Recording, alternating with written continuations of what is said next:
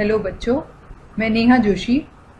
आज हम the never never nest chapter के क्वेश्चन आंसर्स करेंगे। The never never nest unit 2 reading 1 chapter है।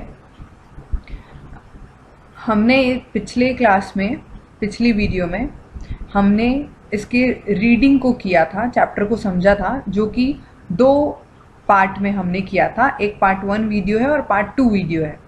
अगर आपने वो दोनों वीडियोस नहीं देखे हैं तो प्लीज़ आप पहले मेरे चैनल में सब्सक्राइब कर लीजिए, और मेरे चैनल में जब आप यूट्यूब चैनल में जाएंगे तो आपको ये दोनों वीडियो के चैप्टर्स मिल जाएंगे। तो आप पहले वो चैप्टर्स को समझ लीजिए, तभी आपको ये क्वेश्चन आंसर वाला वीडियो समझ में आएगा। तो चलिए बच्चों, हम चलते हैं क्वेश्चन आंसर्स की तरफ।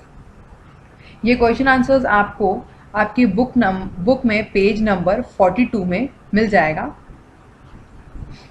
तो आइए हम इसके क्वेश्चन आंसर्स के साथ करते हैं। यहाँ पे क्वेश्चन आंसर्स क्वेश्चन 2 से शुरू हो रहा है, क्योंकि जो फर्स्ट क्वेश्चन इसमें है वो टिक द एप्रोप्रिएट आंसर है, जिसमें कि 3 ऑप्शन दिए और एक आंसर है। वो हम हमारे व्हाट्सएप ग्रुप में डिस्कस करेंगे। तो अभी हम यहाँ पे कंप्रहेंशन वाले पार्ट, क्वेश्चन आंसर वाले पार्ट में से शुरू कर रहे हैं। तो जैसा कि आपको स्लाइड में दिख रहा है, second question, describe Jack and Jill's house and the thing that impressed aunt Jane. तो चलिए आंसर की तरफ। ये आपके सामने आंसर दिख रहा है। तो वो हमें क्वेश्चन में पूछ रहा है कि आपको डिस्क्राइब करना है कि जैक और जिल का घर कैसा था और आंट जेन को उनका घर कैसे इम्प्रेसिव लगा। कैसे आंट जेन, किस चीज़ से आंट जेन उनके घर में काफ़ी इम्प्रेस हुई। इम्प्रेस मतलब होता है प्रभावित होना। तो चलिए आंसर की तरफ। Jack and Jill's house is wonderful, little cosy house and the things as essential furniture, radio set, car and piano impressed her. जो जैक और जिल का घर था वो काफ़ी शानदार था, छोटा सा और काफ़ी आरामदायक घर था। और जो चीज़ें जैक और जिल के घर थी वो कुछ आवश्यक चीज़ें थी, जैसे कि फर्नीचर, रेडियो सेट, कार और पियानो। वो चीज़ें काफ़ी प्रभावित करी आंट जेन को। चलिए आगे हम चलते हैं क्वेश्चन 3 की तरफ। Why was Aunt Jane worried about her gift check? अगर मैं बोर्ड के पॉइंट ऑफ व्यू से बात करूँ तो कई बार ये क्वेश्चन बोर्ड्स में रिपीट होता है। ना केवल बोर्ड्स में, जो आपके क्वार्टरली एग्ज़ाम्स होते हैं, हाफ ईयरली एग्ज़ाम्स होते हैं, प्री बोर्ड होते हैं, उसमें भी ये क्वेश्चन काफ़ी बार रिपीट होता है बच्चों। तो इस चैप्टर का ये एक इम्पॉर्टेंट क्वेश्चन है, तो आप इसे अच्छे से करें, अच्छे से समझें। और बोर्ड में तो ये क्वेश्चन आने का काफ़ी चांस रहता है। ये देखा गया है कि 5 साल के पेपर में एक ना एक सेट में ये क्वेश्चन ज़रूर होता ही है, काफ़ी चांस है क्वेश्चन आने का। तो देखिए यहाँ पे बोल रहा है, why was aunt Jane worried about her gift cheque. जो आंट जेन थी वो अपने उपहार वाले चेक को लेके क्यों चिंतित थी। तो देखिए answer, aunt Jane was worried about her gift cheque because by mistake she wrote 200 pounds instead of 2000 pounds। यहाँ पे आपको 1000 और 100 में मिस्टेक दिख रही है, तो 1000 को काट के 100 मैंने लिखा है, वो 100 करेक्ट है। और यहाँ पे मैंने 100 को नीचे सबसे लास्ट वाली लाइन है, मैंने 100 को काट के 1000 लिखा है, तो 1000 यहाँ पे करेक्ट है। तो आप जो मैं बोल रही हूँ उसको भी सुन लीजिए, मैं एक बार फिर से रिपीट कर रही हूँ। Aunt Jane was worried about her gift cheque because by mistake she wrote 200 pounds instead of 2000 pounds।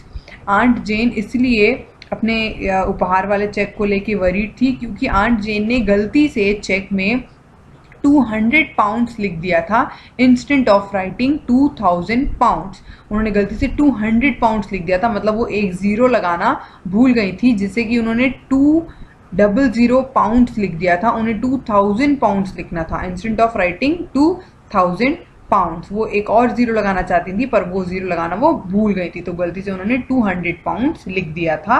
वो चाहती थी 2000 पाउंड्स लिखना। तो चलो बच्चों आगे बढ़ते हैं। आगे हमारा 4th क्वेश्चन है, why did Jack say that it was better to be mister owner than to be mister tenant. यहाँ पे जैक ने ऐसा क्यों कहा कि किराएदार बनने से ज़्यादा अच्छा है कि मैं मालिक बन जाऊं। टेनेंट का मतलब होता है किराएदार, ओनर मतलब होता है मालिक। ऐसा क्यों जैक ने कहा? Jack said that because he realise that it was uneconomic on paying rent year after year. Jack ने ऐसा इसलिए कहा क्योंकि उसे महसूस हो गया था, उसको एहसास हो गया था कि हर वर्ष किराया देना काफ़ी नुकसानदायक था, वो बिल्कुल भी हमारे लिए लाभकारी नहीं था। जैक को ये रियलाइज हो गया था। चलिए 5वें क्वेश्चन की तरफ बढ़ते हैं। Why did Aunt Jane says that she would take a bus rather than to go by Jack's car? Aunt Jane ने ऐसा क्यों कहा कि आंट जेन बस से चली जाएगी, वह जैक के कार के द्वारा नहीं जाना चाहती थी। उन्होंने कहा मैं बस से चले जाऊंगी, मुझे तुम्हारी कार से नहीं जाना। आइए आंसर देखते हैं। Aunt Jane said that she would take a bus rather than to go by Jack's car because the car did not belong to him। क्योंकि जो कार थी वो जैक से बिलोंग नहीं करती थी, वो कार जैक की खुद की नहीं थी, उस कार जैक इंस्टॉलमेंट्स में ले रहा था। तो जैक ने कहा था कि अभी तो सिर्फ एक चक्का और एक उसके स्टीयरिंग व्हील और 2 सिलेंडर ही उस कार में मैंने अभी तक उतने ही पैसे पे किए हैं, तो वो कार पूरी जैक की नहीं थी। इसीलिए आंट जेन ने कहा कि मैं तुम्हारी कार से जाना नहीं चाहूँगी, मैं बस से चली जाऊँगी।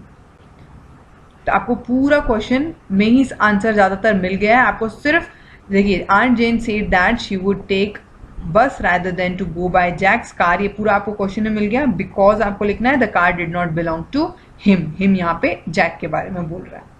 आगे बढ़ते हैं 6th क्वेश्चन की तरफ। What did Jill do with the 10 pounds cheque presented by aunt Jane?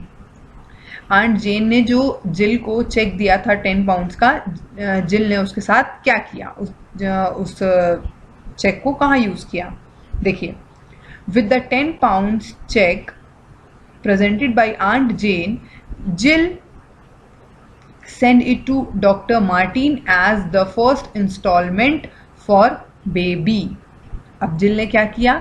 जिल ने उस चेक को डॉक्टर मार्टिन को दे दिया as a first instalment for baby. उन्होंने बेबी भी, अब एक बच्चा भी उन्होंने इंस्टॉलमेंट में ले लिया, और वो जो चेक आंट जेन ने दिया था 10 pound का, वो उन्होंने डॉक्टर मार्टिन को उसने दे दिया और कहा कि मैं फर्स्ट इंस्टॉलमेंट बेबी का पे कर दी हूँ और आगे हम और एक इंस्टॉलमेंट देंगे और बेबी हमारा हो जाएगा। तो उन्होंने एज अ फर्स्ट इंस्टॉलमेंट का मतलब होता है किश्त, तो उन्होंने बच्चे को भी किश्त में खरीद लिया और उस चेक को पहली किश्त देने के लिए उपयोग में ले आए। यहाँ पे आप देख रहे होंगे इंस्टॉलमेंट फॉर बेबी थोड़ा सा अलग लिखा हुआ है, वो आंसर का ही पार्ट है।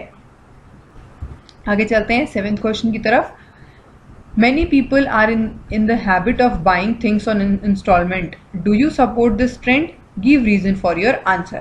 यहाँ पे पूछा जा रहा है कि कई लोगों को आदत होती है किश्तों में चीज़ों को खरीदना। इंस्टॉलमेंट मतलब किश्तों में चीज़ों को खरीदना। तो क्या आप इस बात का समर्थन करते हैं? आपकी क्या राय है? तो इसमें आप अपने हिसाब से यस और नो लिख सकते हैं, पर आप जो भी लिखेंगे, यस लिखेंगे तो आपको उसका एक सॉलिड अच्छा रीज़न देना पड़ेगा। अगर आप नो लिखेंगे तो आपको उसका रीज़न देना पड़ेगा। तो आइए देखते हैं। Yes, I support this trend because a person whose income is low is not able to become owner without loan with payments। तो यहाँ पे ये है मानना कि अगर किसी की कम पेमेंट है, अगर कि कोई कम इनकम किसी की है, किसी की कम तनख्वाह है, तो क्या उसे चीज़ें खरीदने का अधिकार नहीं है? उसे बिल्कुल चीज़ें खरीदने का अधिकार है। तो यहाँ कह रहे हैं कि हाँ, मैं इस प्रवृत्ति, ट्रेंड का मतलब होता है प्रवृत्ति, मैं इस प्रवृत्ति का समर्थन करती हूँ, क्योंकि एक व्यक्ति जिसकी आमदनी, जिसकी इनकम काफ़ी कम है, तो वह भी किश्तों से चीज़ों को खरीद के मालिक बन सकता है।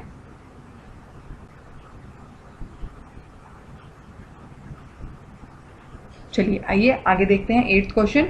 Describe a situation which you find most humorous in the play. जैसे कि ह्यूमरस इन्होंने कहा, ह्यूमरस क्यों कहा? क्योंकि ह्यूमर ही हमारे यूनिट का नाम क्या है? ह्यूमर। तो यहाँ पे आप बताइए कि आपको, जब आप ह्यूमर यूनिट का ही पहला चैप्टर पढ़ रहे हैं, तो आपको ह्यूमर का मतलब मैंने आपको पहले ही बताया था, हास्य। तो आप बताइए यहाँ पे इस पूरे चैप्टर में आपको सबसे ज़्यादा ह्यूमरस, मतलब सबसे ज़्यादा हास्यास्पद आपको चीज़ कौन सी लगी, हास्यास्पद चीज़ आपको कौन सी लगी, ये आपको बताना है इस पूरे नाटक में। आइए देखते हैं। जिल says just one more installment and the baby is really R is the most humorous situation in the play। जिल को अभी आंट जेन समझा के गई थी कि बेटा तुम ये इस चेक को अपने किसी एक चीज को पूरा तरह से अपनी बनाने के लिए इसको पे करना। तो जैक ने ये सोचा था कि मैं कार की 2 इंस्टॉलमेंट्स दूंगा और कार मैं पूरी तरीके से अपनी कर लूंगा, मतलब अब कार पूरी मेरी हो जाएगी, मैं इस चेक 10 पाउंड के चेक को कार के इंस्टॉलमेंट पे करने के लिए यूज कर लूंगा। पर जिल ने क्या किया, जिल ने एक और इंस्टॉलमेंट का भार अपने सिर पे ले लिया। ना उसने आंट जेन की बात सुनी, ना उसने जैक से पूछा, उसने एक और इंस्टॉलमेंट अपने सिर पे ले लिया और बेबी को भी उसने इंस्टॉलमेंट में किश्तों में खरीद लिया। तो यहाँ पे जब जिल ने ये कहा कि बस एक और इंस्टॉलमेंट हमको देना होगा और वो बेबी बच्चा हमारा हो जाएगा, ये काफी मजाकी वाली बात, काफी हास्यपद यहाँ पे बात मुझे लगी। चलिए आगे देखते हैं 9th क्वेश्चन की तरफ। What do you understand by the title The Never Never Nest? Can you suggest a new title? यहाँ पे पूछ रहे हैं कि जो टाइटल आपको इस चैप्टर का दिया गया है, जो चैप्टर का नाम है द नेवर नेवर नेस्ट, इससे आपको क्या लगता है कि आप अगर कोई नया टाइटल देना चाहते हैं इस चैप्टर का? बिल्कुल दे सकते हैं, हम कई टाइटल दे सकते हैं इस चैप्टर को। The never never nest we means if we are poor we don't have dreams of our own home. यहाँ पे बोल रहे हैं the never never nest, never मतलब नहीं, नेगेटिव वर्ड है ये। तो बोल रहे हैं कि अगर आप पुअर हैं तो आपको अपना खुद का घर, आपको खुद का अपना घोंसला, खुद का अपना एक रहने की जगह होने की ड्रीम नहीं करनी चाहिए अगर आप पुअर हैं तो। ऐसा इस चैप्टर का नाम से हमें पता चल रहा है। और अगर हम बोलें कि a new title I suggest is, अगर आप एक न्यू टाइटल सजेस्ट करना चाहेंगे तो मैंने यहाँ पे सजेस्ट किया है happy life with loan instalment. अगर हम इसी चीज को एक पॉजिटिव वे में लें तो happy life with loan instalments, हम लोन लेके भी हैप्पी एक लाइफ बिता सकते हैं। तो यहाँ पे देखिए लोन लेना, जैसे कि हमने 8th वाले क्वेश्चन में पढ़ा कि ये काफ़ी ह्यूमरस बात लगी हमें कि उसने बेबी भी इंस्टॉलमेंट में ले लिया। तो आप उतना ही लोन लीजिए जितने आप काबिल हैं। अब क्या हो रहा था यहाँ पे, वो 6 पाउंड कमाता था और 7 से 8 पाउंड वो इंस्टॉलमेंट पे करने में लगा देता था। तो बाकी के खर्चे वो क्या करता था, फिर से वो लोन लेता था। तो ये गलत बात है। अगर आप कम कमा रहे हैं तो आप उसके हिसाब से अपनी बचत करने के बाद आप लोन लीजिए। तो लोन लेना, इंस्टॉलमेंट में कोई चीज़ खरीदना बुरी बात नहीं है। पर यहाँ पे उन्होंने हास्य के रूप में हमें समझाने की कोशिश करी कि जितना तो वो कमाता नहीं था जैक, उससे ज़्यादा तो वो लोन इंस्टॉलमेंट्स में पे कर देता था। तो हमें दोनों चीज़ को बैलेंस करके चलना चाहिए। अगर हम जितनी हमारी इनकम है उसमें हम अपने खर्चे को निकाल के फिर जो हमारे पैसे बच रहे हैं उतना ही हम लोन इंस्टॉलमेंट में चीज़ें खरीदेंगे, हम उतना ही इंस्टॉलमेंट पे करने के काबिल रहें, हम अननेसेसरी अपने ऊपर बहुत ज़्यादा भार ना उठाएं। तो यहाँ पे इस पूरे चैप्टर से मैं आपको यही समझा पा रही हूँ, इसका हम नया एक title happy life with loan instalments दे सकते हैं। सो बच्चों यहाँ पे चैप्टर के क्वेश्चन आंसर का पार्ट खत्म होता है और मैं होप करती हूँ कि आपको चैप्टर्स और उसके क्वेश्चन आंसर समझ में आए होंगे। और जिन बच्चों ने अभी भी चैप्टर्स के उसके रीडिंग पार्ट और चैप्टर नहीं समझा है वो जाके मेरे यूट्यूब चैनल में पार्ट 1 और part 2 video the never never nest का देख लें। उसके बाद ही आप क्वेश्चन आंसर को समझें, तब आपको बहुत अच्छे से क्वेश्चन आंसर समझ में आएंगे। मैं होप करती हूँ कि आपको आज का ये वीडियो अच्छे से समझ आया होगा। अगर आपको कोई भी डाउट हो तो आप मुझे बिल्कुल नीचे कमेंट सेक्शन में पूछ सकते हैं, या आप मेरे हमारा जो व्हाट्सएप ग्रुप है वहाँ पे भी आप मुझसे डाउट पूछ सकते हैं। तो थैंक यू सो मच बच्चों फॉर वॉचिंग द वीडियो। इस वीडियो को अपने फ्रेंड्स को ज़रूर शेयर करें ताकि उनकी भी मदद हो सके, हेल्प हो सके। आप इस वीडियो को लाइक करना ना भूलें और मेरे चैनल को ज़रूर सब्सक्राइब करें। थैंक यू सो मच बच्चों, थैंक यू फॉर वॉचिंग।